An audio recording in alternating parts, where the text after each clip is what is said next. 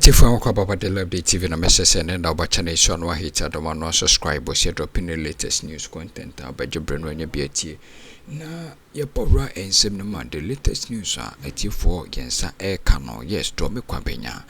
Oquaye Elikplim Olidi 51,234. Michael Oquaye Suli Ewo 50,000. Now, Oshe, the margins now, what you say, Edison, you know, at the lead almost 1,234. Now, ye mumrem, ye share near my echoes for your bar. The Akabiam, the moons and membrum. You can have an opinion. And Esim, why can't Babin have an opinion in Esim? And indeed, you consider that his opinion isn't a wrong. He says the position he holds. Well, why? And then also his utterances. So because you are speaker, you can't have an opinion. Because he's speaker now. I beg you, he's speaker now. So because he's speaker now, he can't have an opinion about. Because I thought he was just stating a procedural process. Indeed. When I saw the topic, I was shocked because I feel like it's Christmas. We want to make sure we made a conversation. But there's a more pressing issue. The more pressing issue is what circumstances have led us to a situation where about 6 or 7 days before swearing in, we have this issue where we don't even know whether. What do you make of it? No, it is a massive failure on the part of the government and the EC. Why?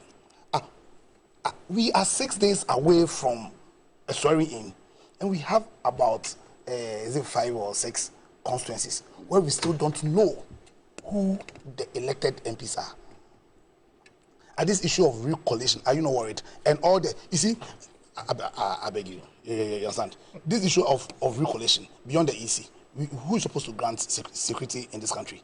You see, for you to have a situation where people, whichever name you choose to call them, whether hooligans, whether hoodlums, go and then force the EC, pay what the MP are saying, to make declarations which are unlawful. Listen, is it not a massive failure on the part of government? The institution is supposed to be providing security in this country. To the extent that 6 days before a swearing in, we don't know who the MPs are. It's not a failure. I beg you, I beg you, come out in. I disagree vehemently when you are speaking. I didn't talk. I don't like this. No. You want to have a chance do the recollation based on their whatever authority. The court ordered that recollation be done. Or collation be done. Come on, relax. So just let him have. So that impression must be corrected. No, but you can't correct it when it's your turn. Come on. Listen, I'm not even understanding you. He's what I'm saying is it's Christmas. Certain facts. No, but it's Christmas. But you have a situation where 6 days or 7 days before swearing in. That's problematic. You understand? At the heart of the matter, you are saying that is. First of all, what led to a situation where recollation, they say for that they need to do recollation, which needed to do. Listen, they are saying that certain declarations were made which were illegal, and those declarations were illegal because they were done under duress. Now, you understand? Now the point is, I'm saying that we have a system, and we know a person who's given our powers to provide security in this country.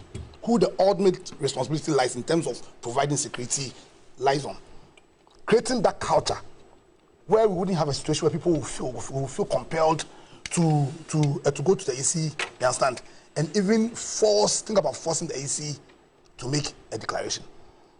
You understand? So if there was any doubt about the trust the people have in the system, if there's any about them, because what the bottom line is, the people of Ghana have lost faith in the ability of the AC to manage the elections, and they've also lost faith in the ability of the security agencies to do the needful. And I'm saying that it is a fundamental evidence of the lack of trust the people of Ghana have in our systems. And now who will go blame them? And so for me, I thought that rather than come and discuss a Ghanaian, that's the speaker, declaring his opinion, like all of us are declaring, as if I can declare my opinion. If you come out in, you can declare your opinion. If Eruji can declare his opinion, what stops the Speaker of Parliament from sharing, especially when you claim that opinion is right anyway. You understand? At the end of the day, you see, let me. You see, Leonard, I want you to advert your mind to Article 100 of the Constitution, because it appears that I sent something on the New Day page. Please download it. I want to ask a question on the subject. If you look at Article 100 of the Constitution, the oath is actually administered by the Speaker. So as a member, you can't even, if it's not administered by him. No, but I'm saying that he will administer. Please, let's not talk over each other. People are listening to us. No, please. So you go ahead. Please, let's not talk over each other. I'm saying that people are listening to us or watching us. So let's just be generous and speak after. It's interactive. Being what's it called managed by the moderator. A moderator. Yes, please read. Article 100. There's 100. A member of parliament shall, before taking a seat in parliament, take and subscribe before the speaker in the presence of the before the speaker. The oath of allegiance. Who's the speaker? Listen, but for me, I'm saying that personally. I don't want to waste. Listen, I'm coming. I don't want to waste executive time. It's not relevant. You see, I don't want to waste executive time on this. In my view. So you're saying the substantial issue is, why is it that Ghanaians time and over have lost trust in the EC and the other institutions that were supposed to protect because why would you see the process? We kept on when His Excellency the President irresponsibly appointed people perceived to be members of the MPP onto the EC, thus undermining the integrity of the EC, to the fidelity of the people of Ghana to the EC, and undermining the trust which is required by the people of Ghana so that this system works. No, so you've gotten a situation. To right now we find ourselves in a situation that's 6 to 7 days before a swearing in. A major swearing over and over again. No, it is very critical. Because come on. Let him. Because for me, what's the big deal about why should I come here and waste my time and talk about the speaker's opinion, which you yourself are saying that is right? Who doesn't know that once orders of the court quash, then all the issues that flow from those orders become really invalid? You understand? But what we should avert our mind to, because you see, this democratic process is supposed to be a marathon, not a sprint, and we need to learn from the failures of the system so that in future, because there will be many more elections, we do not repeat or put ourselves in a situation where the people do not trust in the system we have created. 7 days before a swearing in, we still don't. We find ourselves in a situation where 7 major constituencies. Every constituency is major. Even if it was just one MP, every constituency, you can't say one constituency is more major than. But then we have a situation where we do not have. My brother here had to sacrifice a bit of his holiday to go and speak plenty in court, even though it has done him well, because I think he was excellent. But the point is, we had to go before the Supreme Court to go and argue this issue. I said, why should we have gotten there in the first place? In fact, the early part of December, I found myself in a situation where I fell into, in Saum Adweji. I was coming from Kumasi, and then they are lit one of the buildings there on this issue of declaration and I found myself there, and the police were nowhere to be found.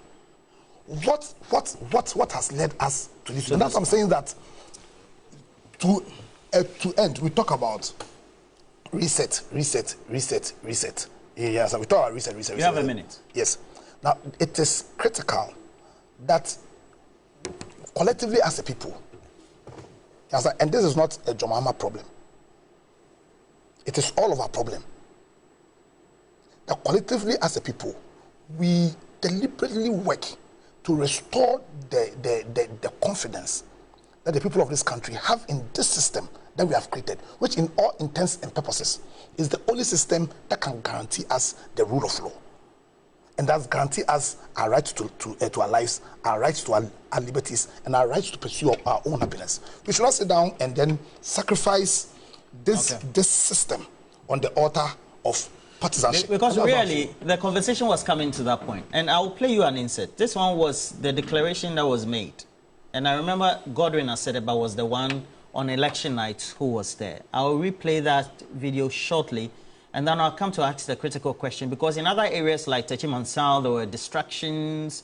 I already know that for Damango like this, the building or where the EC itself was supposed to be, its office, etc., was bent. And there are a number of these constituencies where even ballot papers were also bent. So the question is, prior to December 7, the Afrobarometer reports, whether it's also Global Info Analytics report or surveys, had been indicating there were trust for key institutions. And then we just suppose that with the responses of the EC itself, that it was not in charge of security, it was not. So if you're organizing elections, what should you be doing? Just watch this.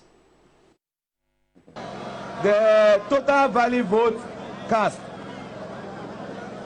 for a parliamentary election is 102,634. Rejected ballots, 620.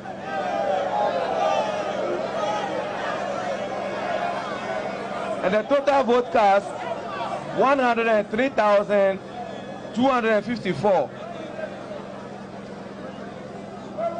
And the individual votes per candidate, according to how they are arranged on the ballot paper, we have Michael Aaron, Ni Oquaye, for 50,477 votes. Akurugu Faustina Elikplim, for Oquaye, for 51,634.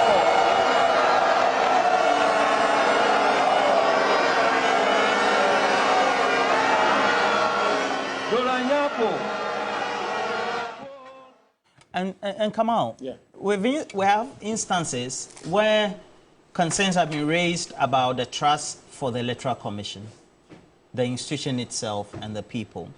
But when you're organizing an election and it's being administered, you have allied agencies that will need to provide security, who is supposed to educate and all that. Now, if you have such scenes, what do you think should have been the best position of the EC in terms of the decisions that it needed to take?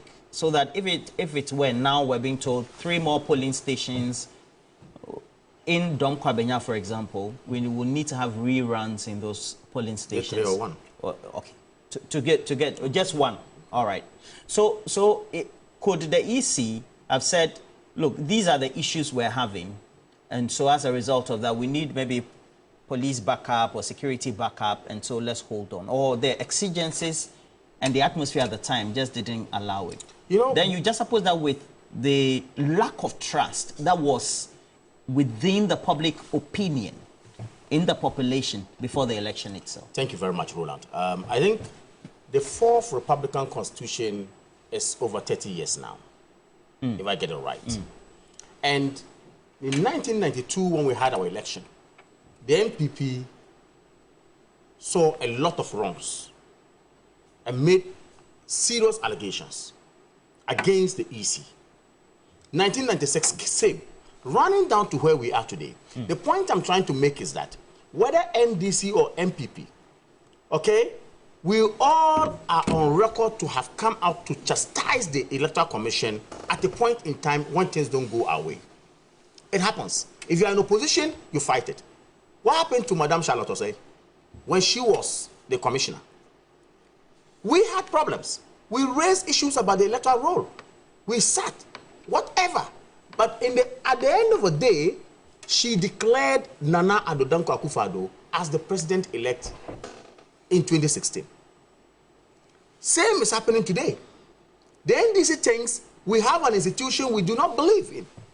Some Ghanaians think we have an institution we do not believe in. The trust issues we are talking about, I'm trying to tell you that this is not something that is happening today. And let's not create that impression out there. It's one thing alleging, it's another thing coming out with evidence to prove what you are alleging. Okay? Politicians will always do this.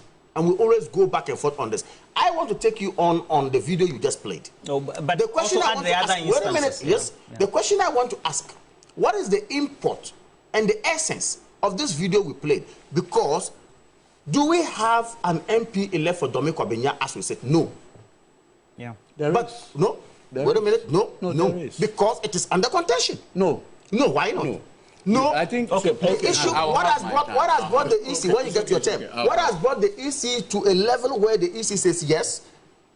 We still have a polling station result that is not clear, and that we have seen that it is actually recorded on a sheet that is not supposed to be that sheet. Therefore, if it is flawed, let's go back and do the election. What has brought them there? It means that if it was finished, halas, what they will say is that it's done. Let's go. Whoever feels a bit not worried or a bit not happy, you go to court. So come on. You get what I mean? A key consideration is you have even cited where in this instance writings of numbers, who got what, etc., are on a sheet that is not official. Yeah. If you relate it to the CI that governs the election or the last election. In other instances where people have come back, that is representatives of the candidates and the parties, the primary documents where secondary foils or copies were given to the party representative, the writings were different from the primary document that the Electoral Commission had. In this case, would you So would you say that the Electoral Commission, citing these instances, should be blamed for doing a poll? You see, collectively you would say it's Electoral Commission. But you see, in every institution running a particular program or a project for you, expect unscrupulous ones within. I don't understand. Why? Madam Jane sitting at the top, or whoever boss man sitting at the top, is supposed to ensure that materials go. They are supposed to ensure that district officers also receive them. They're supposed to ensure that it gets to the right people. But in the course of that, we all know, we have been in this election before. A lot of things go wrong. So if something goes wrong, you investigate and establish whatever it is. So point is, if we had given this sheet from Electoral Commission, that this is the only sheet you can record whatever happens at the polling station on, only to realize that the sheet has been exchanged by whoever it is, we can't tell until investigation establishes it's wrong, then it is left with the Electoral Commission to say, no, the right thing has not been done. You have given me the mandate to do the right thing. Go back there and do the right thing, and let's get the right result, so that the people will feel the election was free, fair, and accepted by all. Okay, so in this case, how do we blame the EC? I am not speaking for the EC anyway, but I'm saying that, look, no, I am saying that if in the course of discharging their duties, something untoward happens, the Electoral Commission says, no, citing this, I wasn't in Dome or at Women's Police Center. We've not seen it. If this has happened, go back there and do the right thing. Then somebody says, no, the Electoral Commission has a problem. You can blame the Electoral Commission, but I'm saying that some of us also assist, or some people assist in making things wrong, as it were. Finally, you see, this blame game, this person has done what, this person has done what. I think, even when it comes to the judiciary, for instance, we should be careful as politicians. We should be very careful, because we will run to the court one day seeking justice. We will run to the Electoral Commission seeking justice if election is supposed to be done. But it is, we are supposed to critique with reasonable evidence, and let the one who is sitting out there watching reasonably say, Edigi is making a good point. Edigi has a case, like he did the last time. Everybody listening to Edigi will say, Edigi advanced his cause so well before the judges. The judges upheld the natural justice case that Midamasi so se mo jembre wadali update TV ne so.